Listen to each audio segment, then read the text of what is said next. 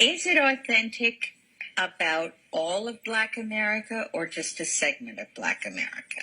I mean, my concern is that white kids that are buying this stuff, a lot of the music reinforces negative stereotypes, that blacks are violent, that they disrespect women, that they kill each other, that they use bad language, and that's supposed to be the black reality.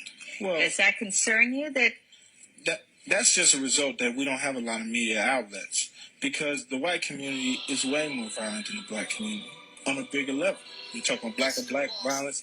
Look at Bosnia Herzegovina. It's not a blackface nowhere in there except in the UN. But and white people disrespect their women on a bigger level than black people ever could do. It's a white man that says, well, a woman only makes 71 cents when I make $1. That's nothing black got to do with that right there.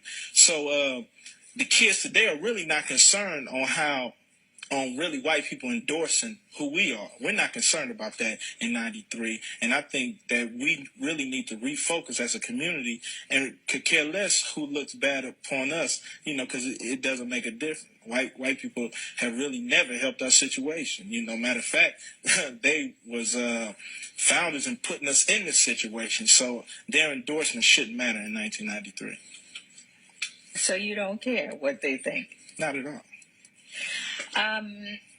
What do you think the appeal of the music is to the 70% of the market that is white that buys it? The appeal is the reality of it. Everybody likes the truth. The truth is good for your brain. And in a society that feeds you so many lies, which doesn't help you grow as an individual at all, this is uncut, raw truth. Why do people watch Cops? Because they can see the truth. They don't want to see reenactments no more, when this is showing you the real deal. And that's what the rappers are providing for the people, the real deal. And matter of fact, some of the white kids are sick of their fathers telling them about the community. They want to hear what's the problems. Because they're problems. It's not like, like we're putting a bad front in for the community. The community is going to all hell because poverty and frustration does not mix. And when you have that time bomb, it blows up like it did in April of 1992. So, the kids are starting to say, look, Pops, all that stuff you were saying, put that aside.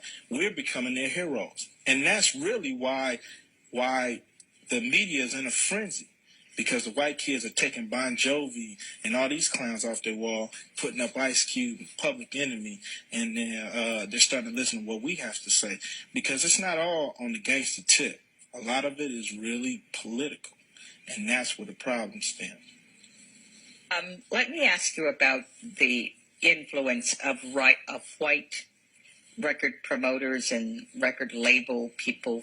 From what I gather, a lot of the white owners of record companies have said, make it harder, make it nastier, make it dirtier, that they're encouraging that kind of thing because they think that will sell even more. And we're kind of excited that Snoop Doggy Dogg got into the trouble because, wow, that's going to boost record sales. What white hand is at play in this stuff? As far as IceCu is concerned, a white hand is never in play with anything that comes out of my mouth. I can't speak for other artists because I'm not in there on those meetings. I'm not saying it don't happen because I believe that it do.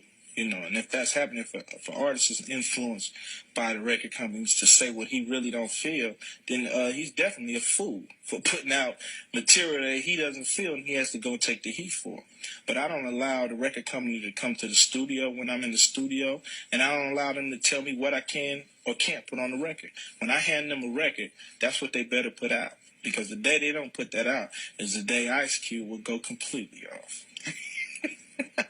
With my lawyers coming in, right, going out. Okay, so you really present them, but you're big enough to do that. What about some when of I was these small, young guys? I did it. Huh? When I wasn't quote unquote big, when I was just an artist coming up, I wouldn't let them dictate to me what kind of records to put out. Who's making the most money in this stuff? Well, Are the artists making the money? Oh, of course not. You know. But we doing this interview. You're not making the most money out of this interview. ABC is, you know. So everybody, unless you're on your own business, unless you're on your own distributing, unless you're on your own trucking, unless you're on your own retail stores, you're never gonna make the most money. But see, what I got to give is deeper than money. See, they make money off of it, you know. But doesn't that upset you that whites are profiting off the bad experiences of the black community? We distribute information. So they might make the paper dollar, which in 1993 ain't worth too much. But I get the mental money. I get to spread what I think to other black kids. And when we get that unity, we can make tons of money. When we have that unity where I trust this black man and he trusts me, and we can pool our dollars, and we can be an economic strength. So they make the money from that. That's all right, you know. But you got the mental money. I got the minds. I'd rather have the minds than the money. What about the issue of whether violence is increased by what these kids see in the videos and the guns and the stuff like that? Are you thinking this is having any impact? Don't you think that a kid listening to a radio station that is talking about zooming in the boom boom all day long and shaking butts, and isn't that going to put sex on the minds of kids that may not otherwise, or don't let anybody diss you and they're thinking, I gotta go take care of this person? Well, see, all rap music is not about that. You've just taken a section of it. Just like all movies aren't pornos. It's just a section of the movie. All movies aren't rated R. So you're just taking a portion and exposing that. The kids of America is violent because America is violent. She deals with her problems with the gun. So how you expect the kids of America not to do the same thing? There's violence in South Africa and in other places in Africa because of the gun. Rap music ain't got nothing to do with that. So they invented the gun, and they made them very accessible in our community, easy to get to. You know, why is nobody at the Rifle Association talking to them about the guns in our community? No, see, you want to come to the bottom of the barrel. Even if we stop doing the music today, wouldn't nothing change. Because we still have these forces. We still have poverty. We still have frustration. We still have weapons. And there you have it.